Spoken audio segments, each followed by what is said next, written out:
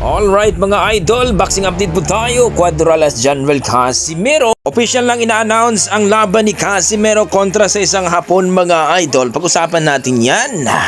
Kenneth Luber ay magbabalik ulit sa Luna mga idol kontra kay Ayate Sailiki mga idol. Yan ang ating pag-uusapan ngayon mga idol. Pero kung bago kayo sa ating YouTube channel, baka pwede makahingi ng isang like, subscribe at pakipindot na rin ang ating notification bell mga idol. At ito na mga idol, magbabalik ulit sa Luna ang ating pambato na si Kenneth Luber, ang ating prospect mga idol na talaga namang ibang klase ito lumaban mga idol. Talagang malaman ni Pacquiao at Jerry Peñalosa daw ang kanyang style mga idol. In out ang galawan ni Kenneth Luber mga idol, at marami nagsasabi na itong si Kenneth Luber mga idol ay may potential na magiging world champion sa future mga idol.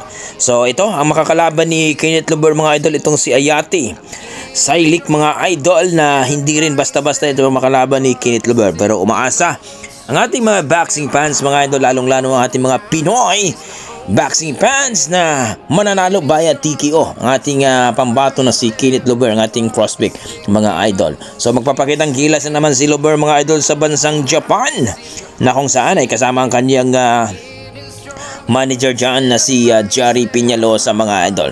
So ito nga inaasahan natin mga idol, dahil hindi natin gusto na itong si Kenneth Luber ay matalo para talagang makuha niya ang kampyonato at magiging world champion sa future mga idol. So kayo mga idol, na masasabi nyo dito kay Kenneth Luber? Mananalo kaya sa dito sa laban niya kay Ayate Sailiki mga idol? Please comment down below mga idol para ating pag-usapan. So sa kabilang banda mga idol, ito na nga mga idol, marami kasing nagsasabi mga idol na itong si Cuadralas Casimero hindi daw totoo na may laban sa Disyembre 27 mga idol. So marami nga dyan mga basher at mga haters ni Casimero na wala daw katotohanan na mapalaban si Casimero. So ito na nga mga idol dito sa Psycho in Japan, Los Bomo sa Kamida Promotion mga idol. Official lang in-announce at pinost ng Kamida Promotion mga idol na ang makakalaban ni Casimero ay isang Hapon na sinasabi na natin dito mga idol, nakarang vlog natin na itong si Tom Misokoshi mga idol, na isa itong malupit din na boksingero, bagamat na hindi pa nagkaroon ng title fight ito at hindi rin nagiging world champion. Umaasa ang ating mga boxing fans na easy fight lang ito ni Cuadralas Casimero.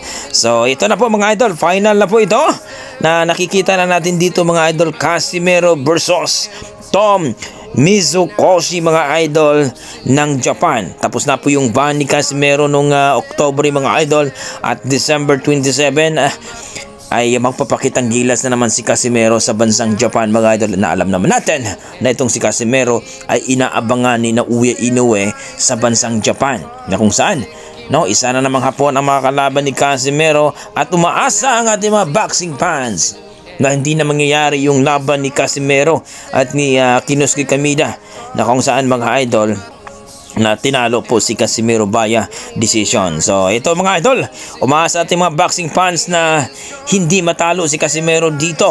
Nakakahiya daw ito kapag matalo itong si Casimero dito sa isang Hapon na medyo malayo sa ranking mga idol, at walang tahal daw ito. So talagang wala nang pag-asa itong si Casimero kung matalo siya dito. Wala nang pag-asa na mapalaban dito kay Naoya Inoue, dahil hindi nga niya natalo ang mga pipitsogin, lalong-lalo na daw si Naoya Inoue. Well mga idol, asahan natin yan mga idol, ilang days na lang ay mapalaban na si Casimero. Kumbaga 22 days na lang makita na natin sa Lona itong si Cuadralas Casimero sa bansang Japan. So talagang excited na rin yan si Inoue mga idol na makita si Casimero sa bansang Japan.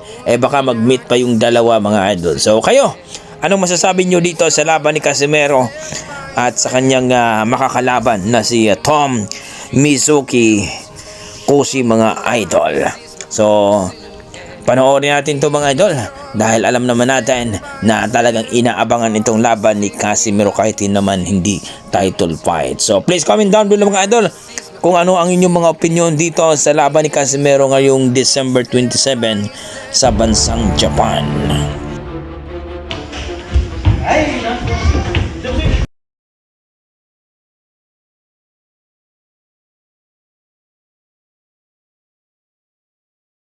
Streets The only thing I can see is my own silhouette.